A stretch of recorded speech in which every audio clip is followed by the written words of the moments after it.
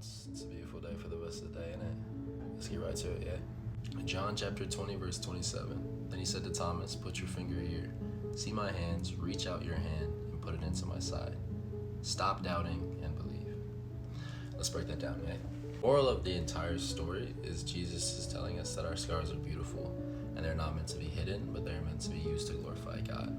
Jesus could have came back with no scars, but he decided to come back with the scars that he had to show us how beautiful it is to have scars, to show us that our scars can be used to glorify God. What you guys gotta understand is that when the world sees a scar, something that is considered and typically normalized to be something that's ugly, God sees a story that he can use for his glory. You guys also have to remember that your scars are not a sign of failure, but they're a sign of triumph. They're not just a reminder of the pain that you went through, but they're also a reminder of the victory that was won. Sometimes we may wonder, why do we go through certain things? Why is this happening to me?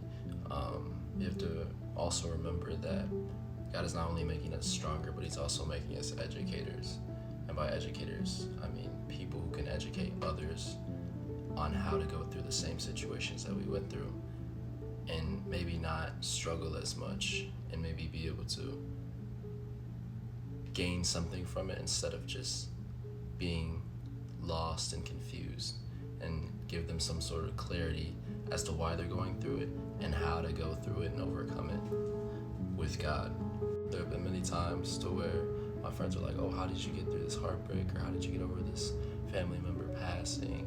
How are you still okay? How did you remain content and emotionally stable during all this stuff that you went through?" And I'm able to tell them because of the stuff that I've been through and all these quote unquote scars that I've obtained, these situations that God has put me through, because he knew I could handle it and he knew that he'd be able to use it for his glory. And now I can tell them, "Oh, I got through this because I was praying. Oh, I got through this because of these scriptures that I kept quoting and reminding myself with.